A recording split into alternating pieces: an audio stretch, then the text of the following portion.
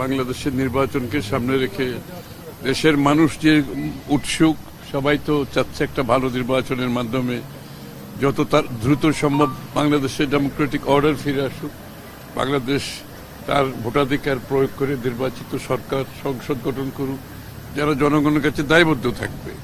তো সেই বিষয়ে তো সকলেই ইচ্ছা পোষণ করছে এবং এই আলোচনাগুলো হচ্ছে নির্বাচনকে সামনে রেখে বিষয়গুলোকে আমরা কিভাবে একটা সহনশীল অবস্থান থেকে উগ্রতার একটা প্রবণতা কোনো জায়গায় দেখা যাচ্ছে, কিছু কিছু জায়গাতে আমরা দেখতে পাচ্ছি উগ্রতা, এবং ওই জায়গাটাতে কিছু কনসার্ন তো আছে সবারই, এবং একটা সহনশীল অবস্থান থেকে আমাদের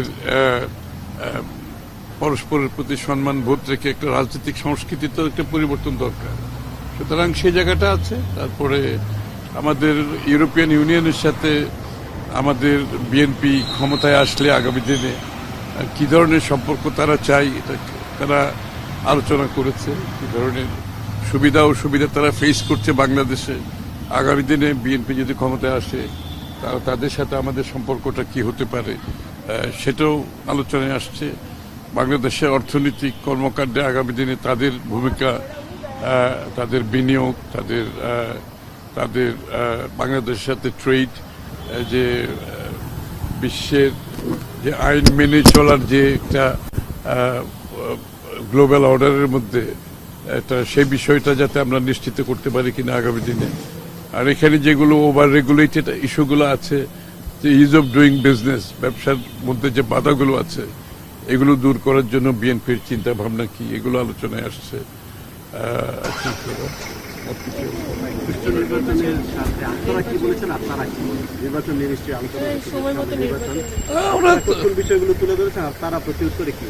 না, ওরা তো জানতে চাচ্ছে, মানে এই প্রত্যুত্তরের ব্যাপার তো না, এখানে কথা হচ্ছে নির্বাচনকে যাতে আমরা সুষ্ঠু একটা গ্রহণযোগ্য নির্বাচন করে দেশে গণতন্ত্র পুনঃপ্রবর্তনের যে বিষয়টা, এটা সকলের একটা ইচ্ছা, ওরাও পোষণ করে। আমাদের তো বহুদিন ধরে আন্দোলনই করছে এটার জন্য।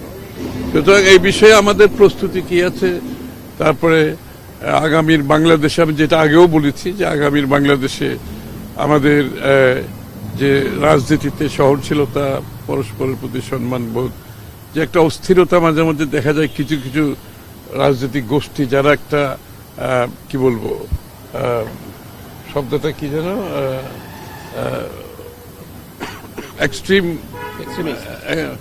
এক্সট্রিম কথাবার্তা আর কি, কথাবার্তার মধ্যে যে একটি অরাজনৈতিক আচরণ, এটা তো নিশ্চয়ই সবাই লক্ষ্য করছে। তো সেই দিকে আছে এবং বিভিন্ন গোষ্ঠীর উপর আক্রমণ হচ্ছে, সেটাও আলোচনায় আসছে। তো আমাদের রাজনীতিতে স্থিতিশীল তো ফিরিয়ে আনতে হলে তো এই বিষয়গুলোর পরিবর্তন আনতে হবে।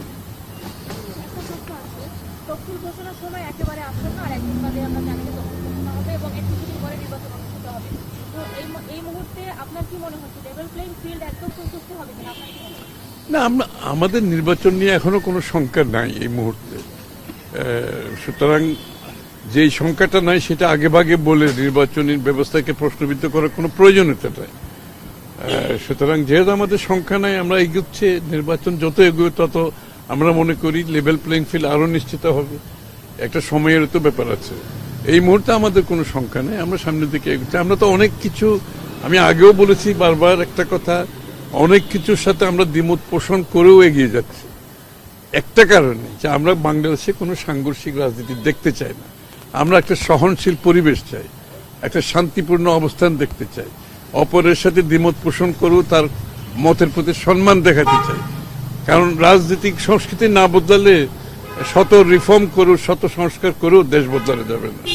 এই জন্য আমরা অনেক কিছু এক ঐক্যমত না হলেও আমরা কিন্তু দেশের স্বার্থে, জনগণের স্বার্থে একটা সহনশীল অবস্থার মধ্যে আমরা থাকতে চাই। কারণ না, নির্বাচন, যেহেতু নির্বাচনের মাধ্যমে ক্ষমতা হস্তান্তর করে একটা নির্বাচিত সরকার দেখতে চাই স্বাভাবিকভাবে। ওরা তো সবাই তো গণতান্ত্রিক দেশ, এবং ইউরোপিয়ান ইউনিয়নের মধ্যে গণতান্ত্রিক ভ্যালুটা অনেক স্ট্রং, মানবাধিকারগুলো অনেক স্ট্রং, এবং তারা একটা মার্কেট ইকোনমিতে অপারেট করতে চায়, ফ্রি মার্কেট অপারেট করতে চায়, যে রুল বেসড একটা অর্ডার তারা দেখতে চায়, এবং যে রুল বেসড অর্ডার বিএনপিও বিশ্বাস করে। সুতরাং এই জায়গাতে আমাদের মধ্যে কোনো দ্বিমত নেই।